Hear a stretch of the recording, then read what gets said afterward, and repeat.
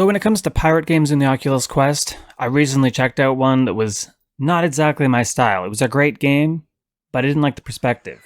Well, we have Sail, which is actually an old game that I reviewed a long time ago when it was in super early access. And okay, it's still in early access. They're still getting it done.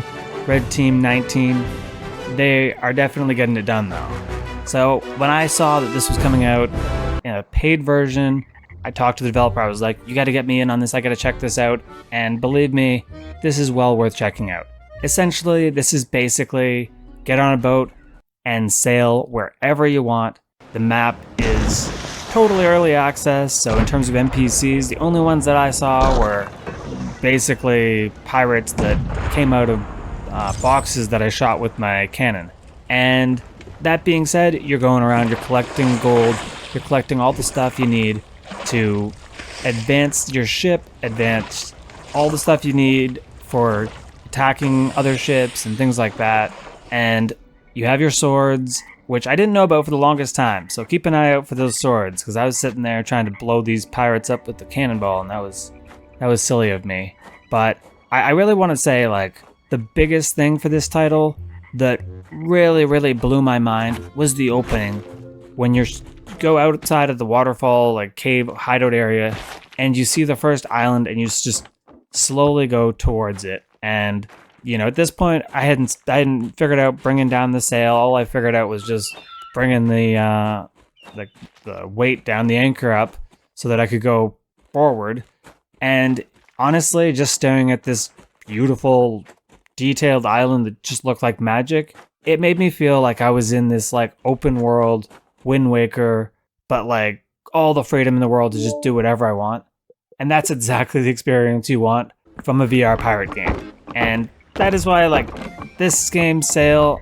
It would be really cool if it had multiplayer, but even as it stands now, if you're looking for your pirate kind of experience on the Oculus Quest 2 or MetaQuest 2, I gotta figure that one out. But if you're into that kind of experience and you're looking for that kind of experience, Sail delivers majorly. And this is early access. This is hugely still in development. They're still working on this. There's tons of stuff that's not there yet. But essentially what the premise is like I said, we're on the ship, we're exploring the open area kind of thing. But if we die without returning back to that hideout, we get nothing. So you definitely don't want to die. But if you do get back there, you know, it's kind of like your saving point. It's a little bit annoying you have to go back and forth to that spot, but you have a map, and the inventory system works well enough. If I knew about the swords, I probably would have been a lot faster progressing at the start. But you know what? I kind of like that you figure all this out on your own, and there's a tutorial, but you know me. I don't check out the tutorials. The tutorials are not for me. But essentially when I first played this, you had a totally different ship. You had like one town and a couple like smaller areas kind of thing, and there's nothing to fight. There's really nothing to do except for just kind of sail around, and it was essentially just a tech demo idea. But now what you're getting really feels like it is like a full proper experience. Like I said, there's a free version, but the one that I played was the $17 Canadian, which is probably like $13 American. So this is cheap. This is not going to break the bank at all. And again, like some of the views I saw, some of the graphics, just really good. It's fun to shoot the cannon, to shoot the other boats, or blow up the barrel things.